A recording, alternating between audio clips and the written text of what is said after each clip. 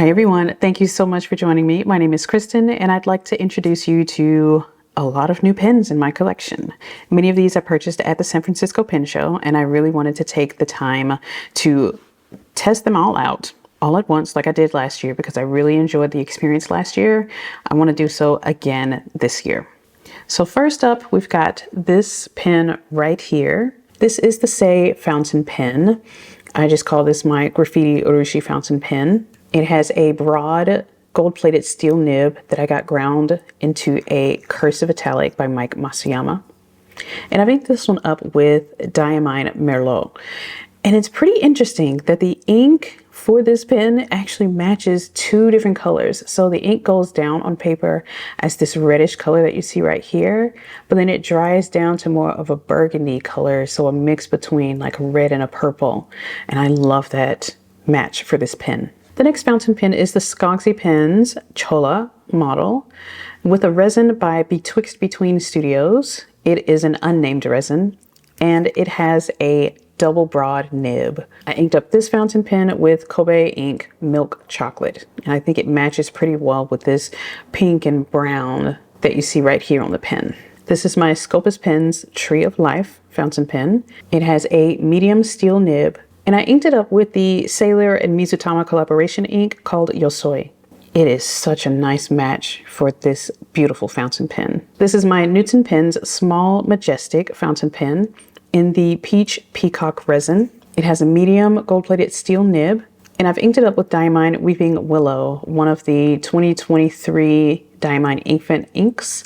And I think it matches so very well with this pen. I was first having second thoughts about this fountain pen purchase, but I really do love this match. So much so that I would consider using Diamine Weeping Willow in this fountain pen long term. This next fountain pen I did not purchase at the San Francisco Pen Show. This is the Pilot Custom 823, the clear model.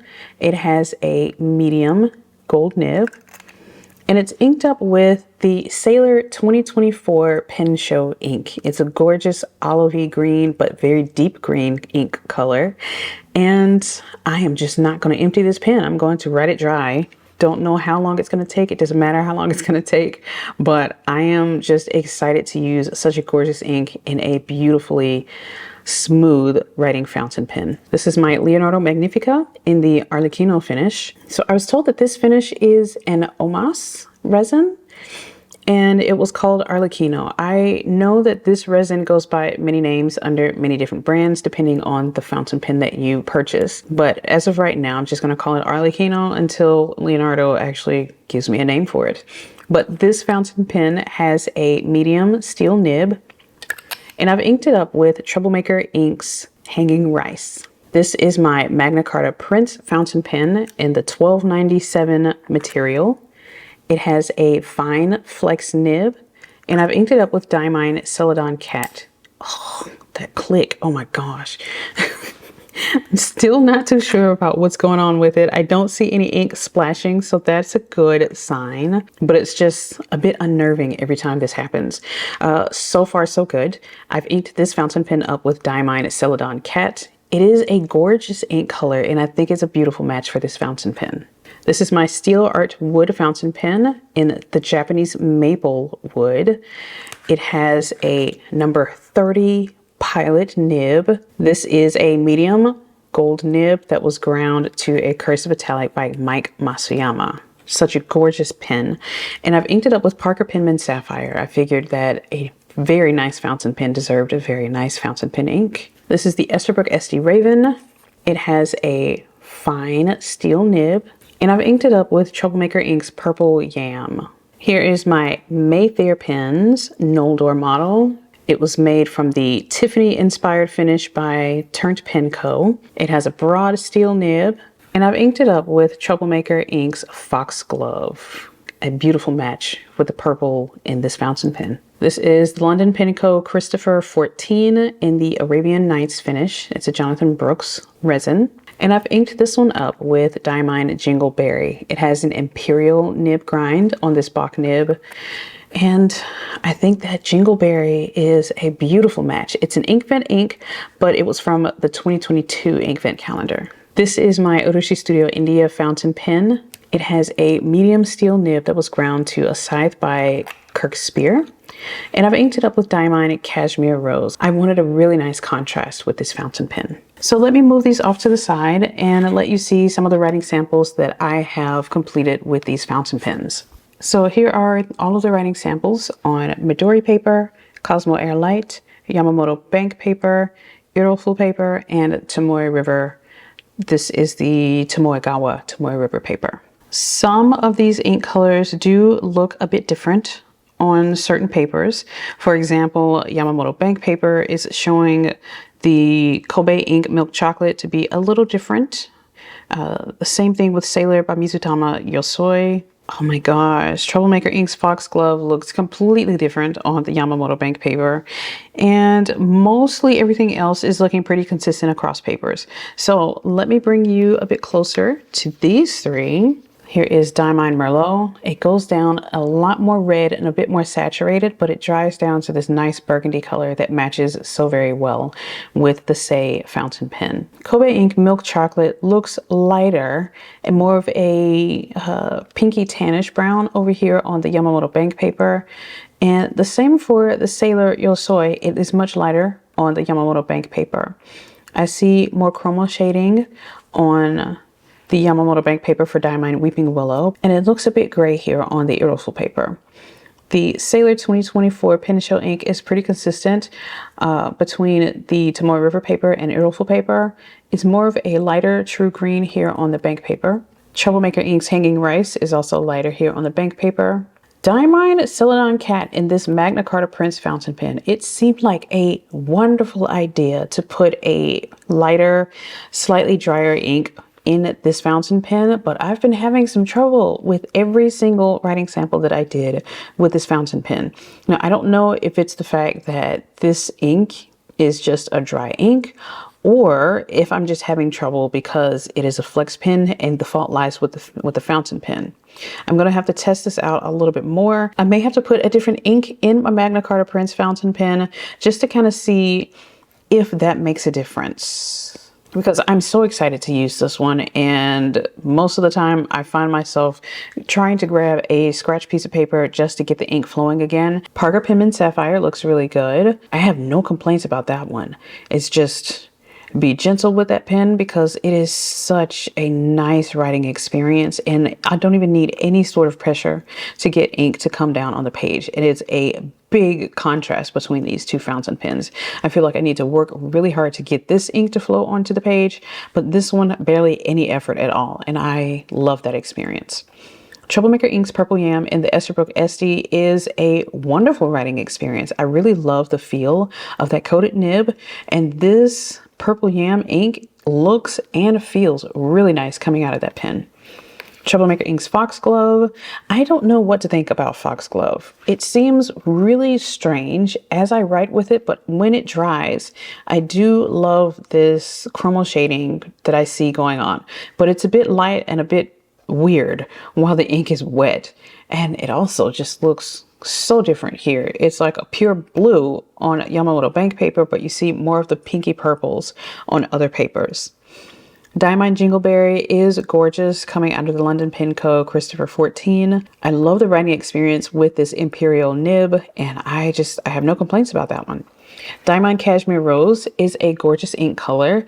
It feels a bit, I don't want to say it feels dry. It's not a lubricating ink.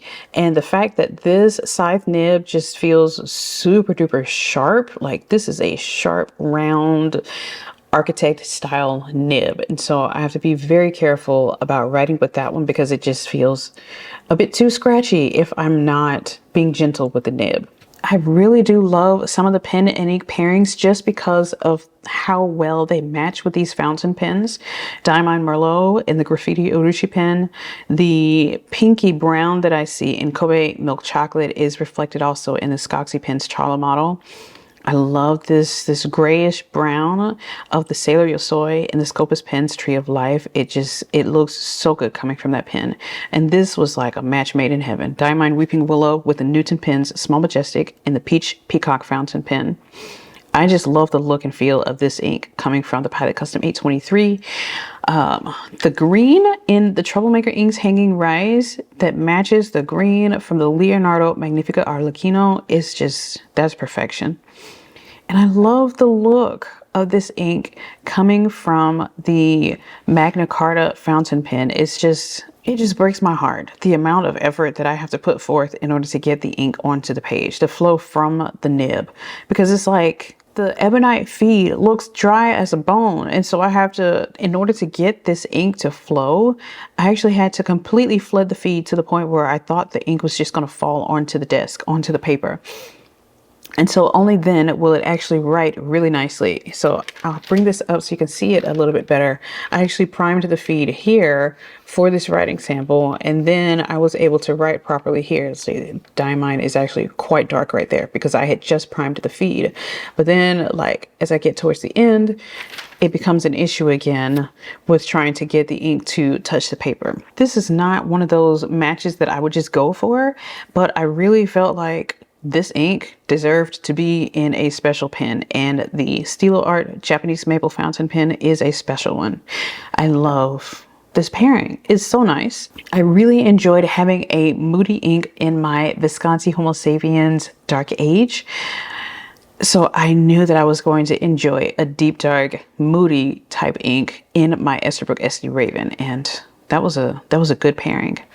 This pen and ink pairing makes sense on paper. I'm not too crazy about the ink Foxglove or the pairing of like this light chromal shading ink coming from the Mayfair Pens Noldor model.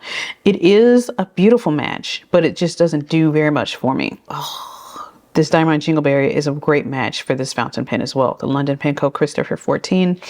And I just really like the softness of Diamine Cashmere Rose, especially with the physical softness and smoothness of the Ruchi Studio India fountain pen. Okay, I think that is it for all of the fountain pens that I'm going to be using for the month of September, or that I am using for the month of September. But I really just wanted to express like how much I'm enjoying these fountain pens so far. This one is a pleasure to write with. I'm enjoying this one. I'm enjoying this one and this one and this one.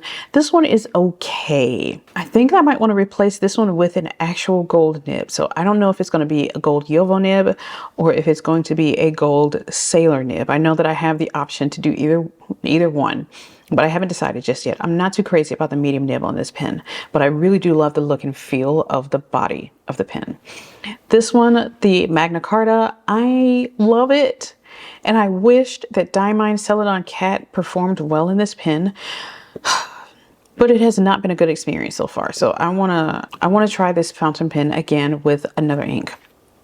This is a beautiful experience, less than stellar, but I do like this fountain pen. Beautiful experience, beautiful experience. So my favorite ones, my favorite writing experiences, in spite of the fact that this pen has a super narrow grip section, I'm still enjoying writing with it, which is a surprise for me. I really do like this one, even if it has a double broad nib. I just really like the chunky, I don't know, I like the chunky look and feel of this one. This is a wonderful writing experience. Really good. This is really good. So 1, 2, 3, 4, 5. I'll give you my top 5 selections. So these are the top 5 that I have been enjoying so far for the month of September. I will give you my final thoughts in another video, but until then, I hope you have a great day, and I'll see you all in the next video. Bye-bye.